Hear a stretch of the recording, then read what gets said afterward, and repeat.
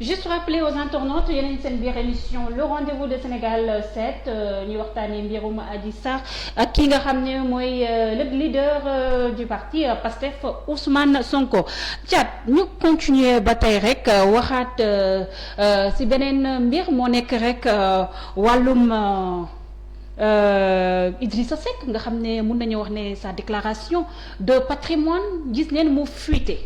ñu ay bien rek ñu estimé ko ay 20 milliards de francs CFA mel ni comme le Sénégal ay politiciens milliardaires moo ñu gouverner est-ce que loolu ça ne pose pas problème.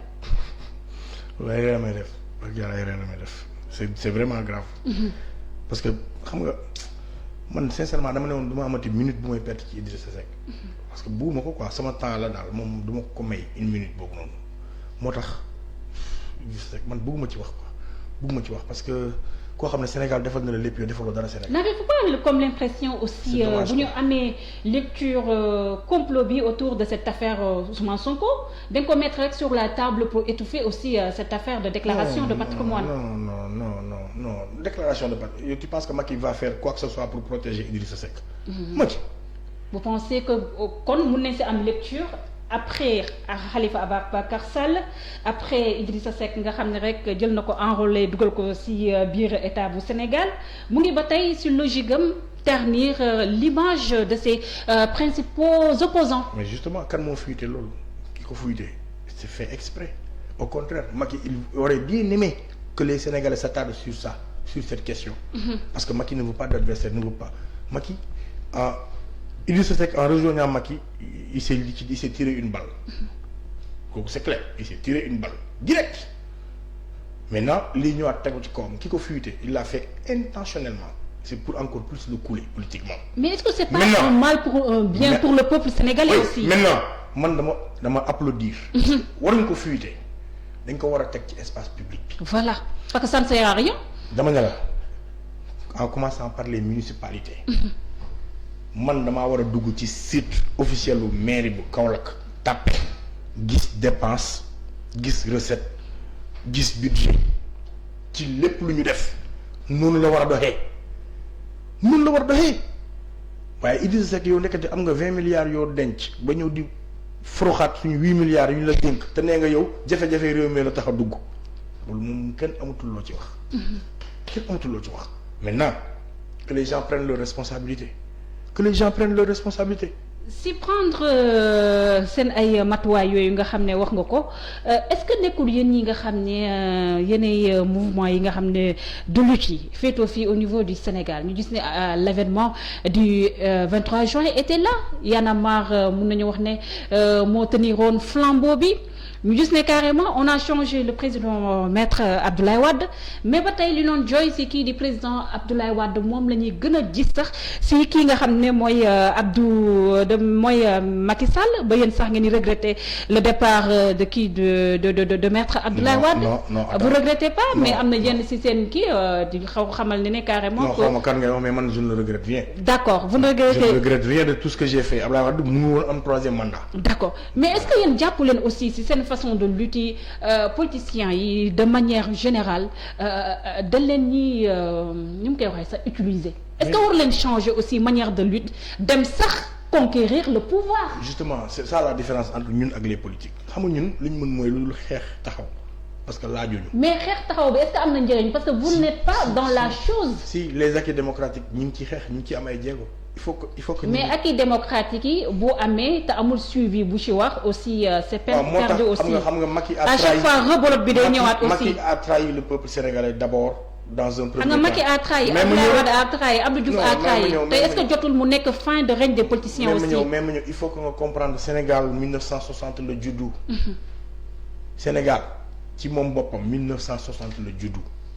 On apprend on est en train de rectifier il faut pas que les gens soient pressés. man j'ai beaucoup d'espoir bi ma gisee les jeunes d'aujourd'hui tey jii nii ban jamono nga daan toog ay enfants de 13 ans 14 ans di intéressé wu sur la gestion de la chose publique. mais aussi les jeunes d'aujourd'hui c'est juste une parenthèse bu ma bëgg ñu wax ci tamit c'est ay engagement moi je pense que c'est dañ koy demee ak benn passion au lieu ñu regarder la chose objectivement parce que moom mënuma comprendre.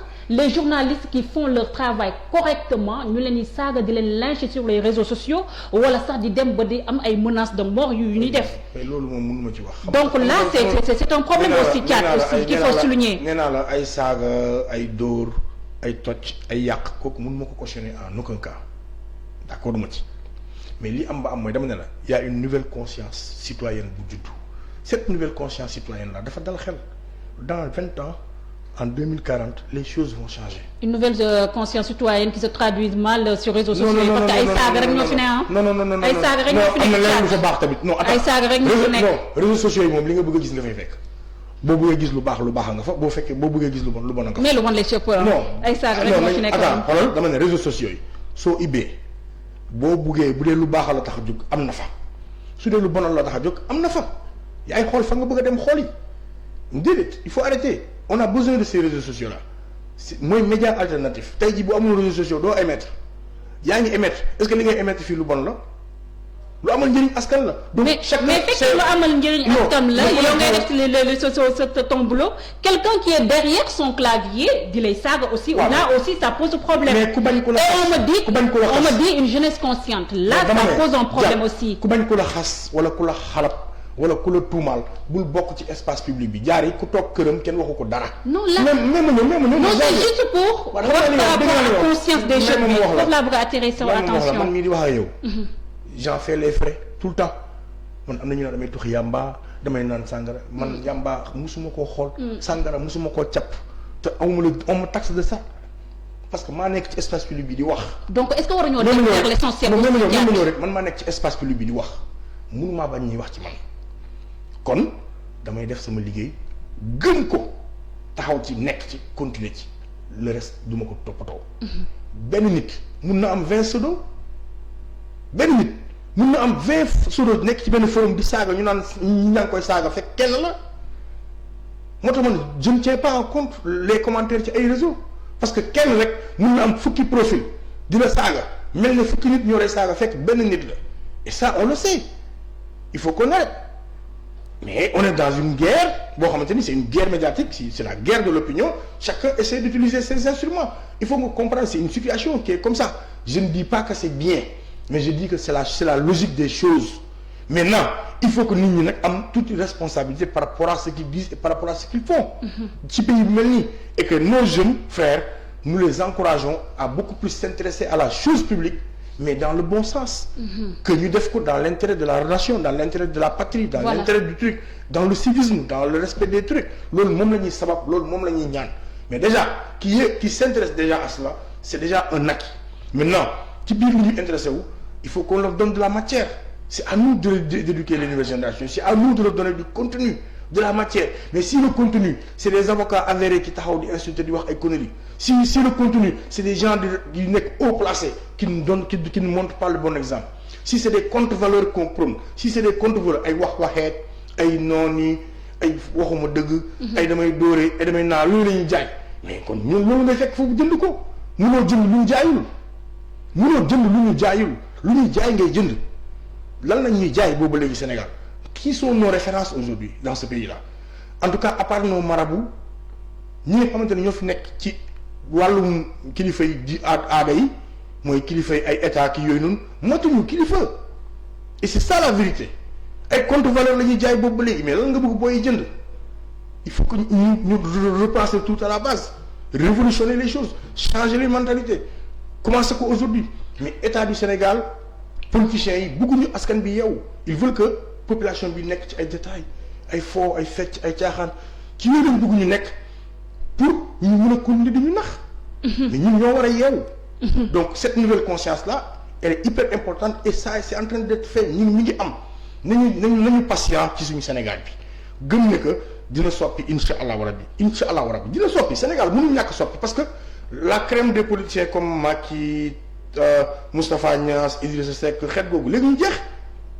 bu xeet googu jeexee ay boy ñooy génn des jeunes ñu am xam-xam ñu bëgg réew mi ñooy génn il faut savoir que cette crème là elle est finie mais ci Macky la mujj je pense crème googu jeex na sant yàlla la ñun ñoo am malheur ñun ñi dund ak jamono yi ces politiciens jamono bii nii mais dans 20 ans on aura de nouveaux types de politiciens parce que ñeneen ñooy judd ak une nouvelle conscience kon am naa yaakaar bu baax ak espoir ci Sénégal. ñu jeexalee Covid 19 vaccin yi nga xam ne annoncé neen ko pour vacciner Sénégalais yi en fin de février ban lecture nga siy def ak feebar bi nga xam ne fu mu toll nii mu ngi ñu wax ne explosé na docteurs yi sax mënatuñ maîtriser cas yi les hôpitaux sont débordés est-ce que tey Sénégal ne gagnerait pas accepter li nga xam ne mooy vaccin yi. man boog loolu moom damay wax ku nekk sa responsabilité la war a doon man loolu laa ko jàppee. yow di nga ñàkk wala doo ñàkk caat du ma ñàkkoogum léegi. nga teg ko fa. non fi ma ko teg mooy wóolooguma ko. ok wóoluwuma ko parce que même tubaab bi ña ngay ñàkku seen cas yi di gën a yokk ñuy gën a confiné di gën a tëj di gën a dee. te ña ngay ñàkku. kon man gisuma urgence man dama jàpp ne y a d'autres solutions. D'ailleurs les scientifiques ont démontré que le vaccin n'est pas la seule solution. Il y a d'autres solutions. Et ces autres solutions là il faut qu'on aille vers et ñun Afrique am nañ ces solutions là. am nañ si bëri na reen yaa ngi fi di xas yaa ngi fi gëm naa ko. pharmacopée baa ngi fi gëm naa ko. caat maanaam couvre-feu bi yëfu caaxaan la. couvre-feu bi nañ ci wax aussi ah. couvre-feu yëfu caaxaan la dama ne la. est-ce que nekkul moo explosé cas yi sax aussi. bien sûr Macky a pris des mesures yoo xam ne ñoom ñooy vecteur propagation virus bi toutes ces mesures là mooy vecteur propagation du virus bi mais yow couvre-feu boo xamante ni tey Kaolack am na ay cas Touba am na ay cas Diourbel am na ay cas Tamba am na ay cas feneen ak feneen am na ay cas te yow nee nga Dakar ak Thiès nga tëj. ak ndóol bu muy indi ci population bi le petit commerce aussi. li ñu waroon def je le répète encore une fois de plus li mu waroon def mooy lundi ba jeudi ñëpp vaquer à leurs occupations nga mettre les Sénégalais face à leurs responsabilités takk leen masque jël leen sanitizer jël leen saabu. samedi vendredi samedi dimanche nga def couvre-feu tëj bar tëj boîte de nuit fu nit di dem guddi. fu nit di dem. mais kër goo xam ne ñeenti néeg moo fay am maam beeg xale yi fanaan góor ñi néegu góor néegu jigéen néegu xale yi loolu fa am ñooy bokk lekk ñooy bokk naan mais secteur informel bi tu es en train de le liquider. et li gën a garaaw mooy ana suñu 1000 milliards ci première vague bi anam Mansour Faye lekk na ko nii ak ay xaritam mais c'est ça la vérité nee na bu pare nee na ma wuyu jiwul lekk na ko te nee na wuyu jiwul foofu lañ ci yem Macky nee na ay expert am ñoo ko yor kii kan mooy expert Macky yow xam nga koy expert Macky wax ma ko jox ma benn turu expert Macky jox ma rek benn turu expert Macky ak lan la mës a def ci background am lan mooy background am dans un pays sérieux quand l'État convoque des experts il a le devoir de dire c'est monsieur X monsieur Z madame X madame Z ñu dem xooli référence ñooñu xool lan lañ jot a def ci wàllu woowee ñu nekk ay nit ñu xarañ ñu reconnaître ko ñëpp mun a d'accord.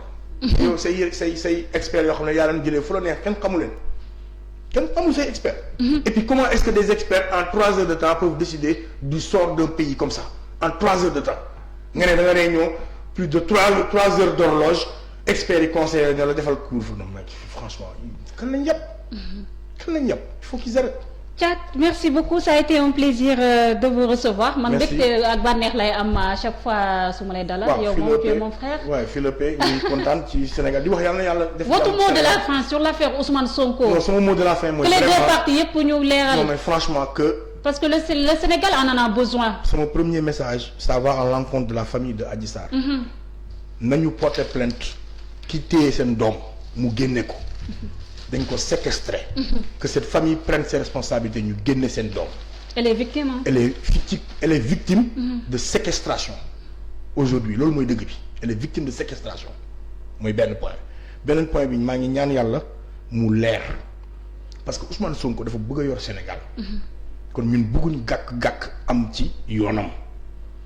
il a moom ci boppam intérêt à ce que affaire bi leer te dañ koy ñaan ça y va de sa crédibilité même si la fille se débine même si le truc prend beneen tournure moom na dem jusqu'au bout mu leer il y va de sa survie de son image bu muy am demee ak ni mu war a yore ji réew loolu c'est important que Ousmane Sonko ak équipe xeex ci bu baax dama doon wax sama benn xarit ma ne ko kon de Ousmane Sonko moom état du Sénégal xëy na seet na feneen fu mu ko mën a indilee lompoñ amuñu ko. mënuñ ko woon jaar feneen fu dul ci ay affaire de mœurs. c'est un peu rassurant. pour un homme politique quand même que mënuñ laa taxal ci ay affaire de xaalis et autre chose. maintenant l'image aussi d'un président quand même dafa war a set. kon na dem jusqu'au bout. Macky Sall ak nguuram nag nañu bàyyi li ñu bëgg a def parce que du jàll. nous n'allons pas laisser encore une fois ce pouvoir muy anéantir un opposant pour. tracé yoonu 3e mandat parce que Macky li mu bëgg a def leer na suppression des villes këlëb leen donc ko ñor mooy troisième mandat moom suñu mandat comme ñun ñoo ko moom te yow candidature doo nga am joxuñu la ko te duñu la ko jox foo ko munti jaar boo ko jaaree ci urne yi duñu la ko jox soo ko jaaree ci forcé ñu taxaw janoog yow boobu moom maa wax mortel combat boobu moom maa ko wax moom. mortel combat. boobu moom leer na moom. troisième candidature Macky Sall bu ko waxee midi pile. 2017 ñun ñu ngi buntu pale. Le message est clair merci Thiat merci yéen internautes yéen ñoo topp di ñu suivre suñu page Facebook Sénégal 7 wala si YouTube bi Sénégal 7 j'étais avec Thiat de Y'en a marre on se donne rendez-vous demain inchallah beneen invité ak it beneen thème d'ici là prenez soin de vous et restez en compagnie de nos programmes merci.